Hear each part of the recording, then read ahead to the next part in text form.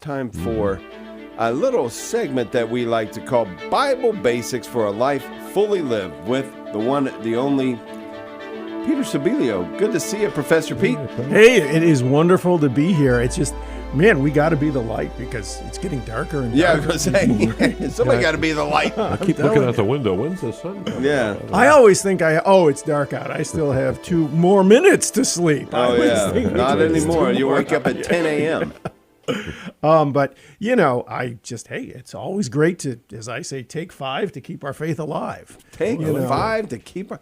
Why didn't we use that segment title, for goodness sake? Who came up with this one over that? Oh, that was me. We should have left that up to you. I like that one. Well, it's to stay alive. It's a good intro, right? Yeah. Maybe a sequel, because I keep talking about this wonderful show with Father Eric and Father Mark, and I still haven't gotten to it because a couple months ago now we started this theme of our family of faith, looking at Jesus's genealogy, and it might, who knows, it might lead right into Advent.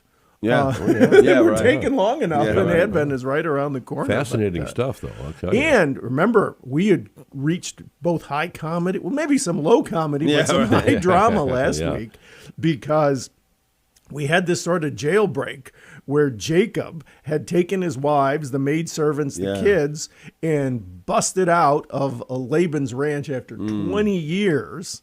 But what he doesn't know, of course, is that Rachel, ever the sort of cunning one, beautiful but cunning, had stolen the property markers because she's like, we never got a dowry. The guys are arguing back and forth about free work, this and that, and sheep and goats and who's got the spots. We never got a dowry, so she takes the property markers. And Laban just chases after them. I mean, imagine your legal documents and your company credit cards. Yeah, right. And so he catches up with them right where that divide is between Laban and the Aramean cousins up north, and where Jacob or Israel's land is going to be. And he demands to search the whole camp, and this is where we get our second line that's just hanging out there. Because remember, when Rachel finally had her own biological child, she names him Joseph. May God give me another. Dun, dun, dun, hanging out there.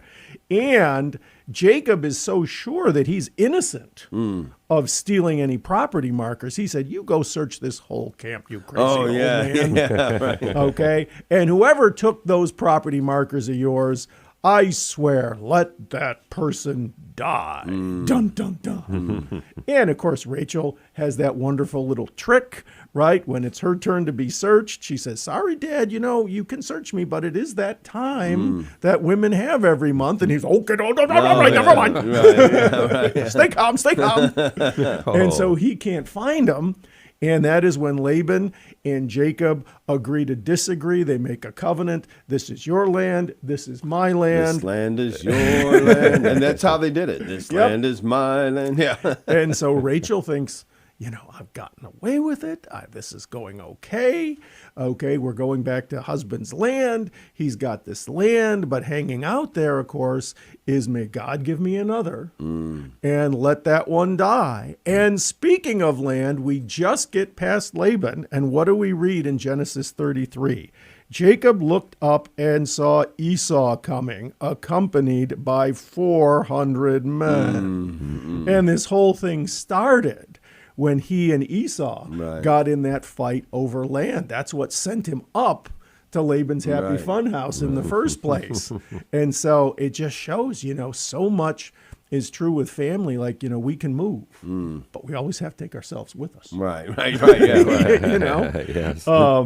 And it says, so Jacob divided his children among Leah and Rachel and the 2 maidservants, putting the maids and their children first, Leah and her children next, and protecting Rachel and Joseph in the rear, because that's how he has always acted. Like, I have Rachel, I have Joseph, and I got stuck with these others. Yeah, all these others. And so they're almost like human shields.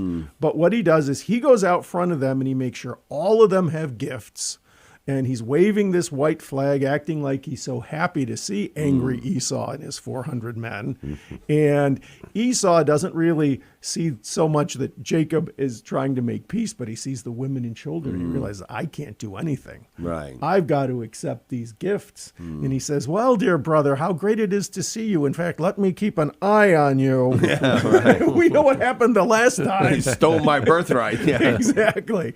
And Jacob says, oh, I would love to, but you remember you have that wonderful big desert that you have to take care of. And I have this nice little plot of beachfront property. And as you can see, I've got wives and children. So let's just part as friends.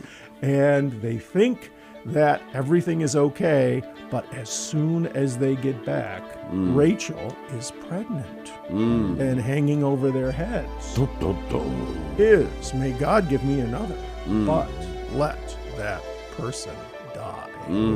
And we got to get to Jesus in just a couple months. Oh yeah, How is this all? making our way, That's making a our way there, through I'm telling you.